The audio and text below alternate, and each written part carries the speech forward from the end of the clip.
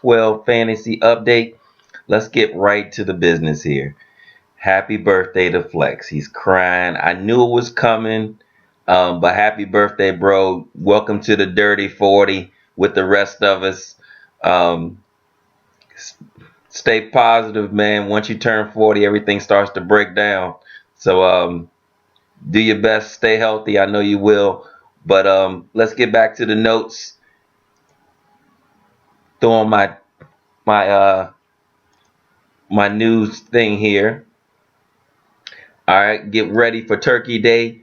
This is Thanksgiving week, fellas. Let's get it going. All right, first let's go with the MJ Award to Sean with 137 points, putting the smackdown on the sleepers. I was gonna feel bad, but he would have beat anybody this week playing 8 players. This was a terrible week in scoring, but it is what it is. It's good that it just happened all in one week. So I'll be prepared for the playoffs, and everybody else feels the same way. I'm pretty sure that. The Bam of the week goes to the Bowie Showstoppers, putting up 64 points. But it's a number of teams that didn't put up a lot of points. So he just happened to be the lowest on the totem pole this week. Um, let's get to what everybody wants to talk about: playoffs. And let me take off this and get serious for a second. Put on something. Put this right into business here. Get this crown off. How I get that on? All right. So let's just the two teams that we know are in right off the top are Grid On Gang, which is Sam and Sean. They both have records that you can't touch. They're definitely in. Three teams that just need one win, but I mean, it doesn't really matter. It's the Warriors, the Sleepers, and the Assassins. Just need one more win to secure a spot, but they could lose them both depending on the breakdown of the other players too. So really not that crucial, but definitely it looks like those 5 spots are kind of locked in for the playoffs. The fight is right around the last spot. We have 4 teams fighting for this last spot. So I broke down the playoff scenarios for the 4 teams. Before I get into that, let me get into the tiebreak scenario so you understand that. The tiebreak scenario is division first, then head-to-head, then points. Okay, I understand that we might want to do a shuffle in the future, but we talked about this a number of times. Maybe points should be the last spot, the highest points scored, something like that. But for this and what we've been doing in the past has been division. So your division record, then your head-to-head record, then your points, and that's what we've agreed to. So I broke down the scenarios with that. Also want to mention a number of you guys are posting clips of what the playoff positions are going to be. That's not accurate. Remember, it's going to be a shift in that. Only spots that are guaranteed are the two division. It's going to be 3 division winners. The top 2 get the 2 buys. The other 4 positions are placed off of record.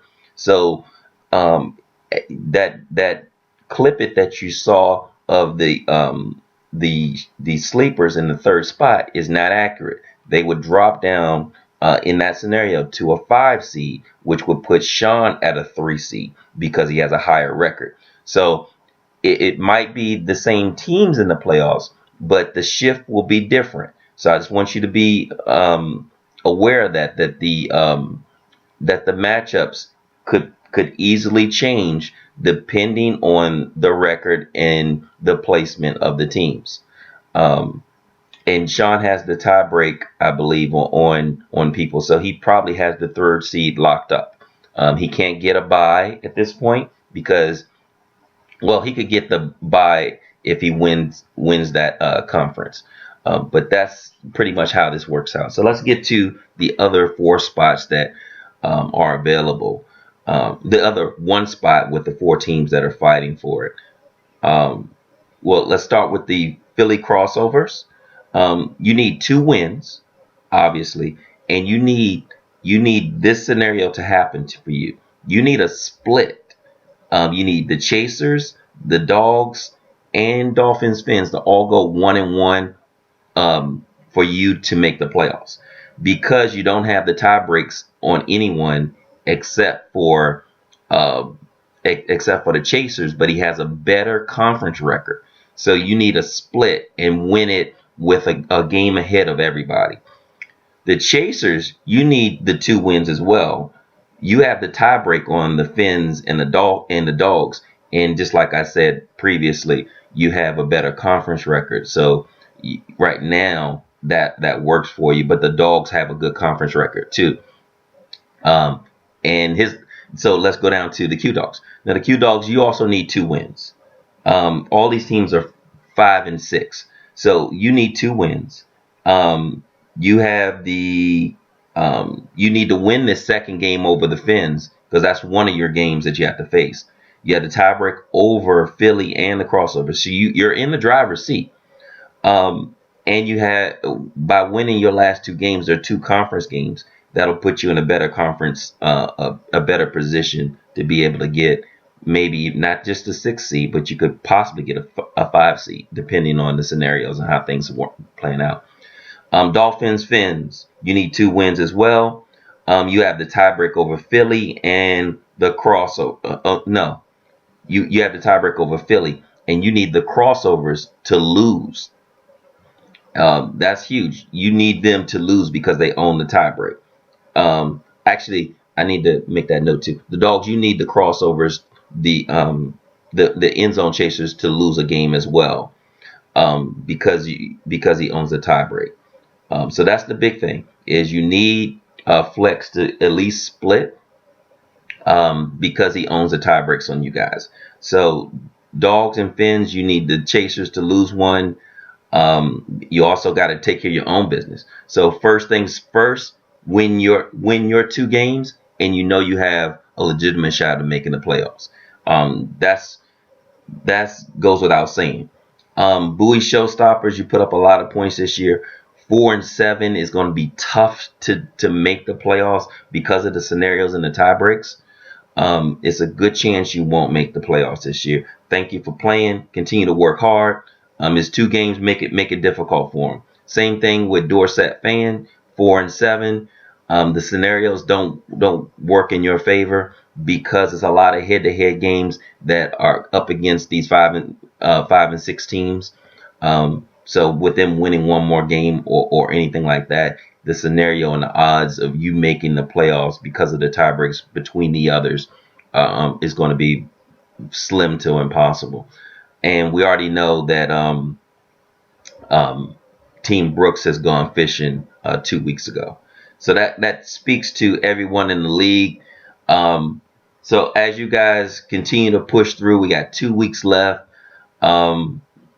We'll do what we got to do. Hopefully we can get together after Christmas, present the trophy, see everything that's going on. But it's been a great year.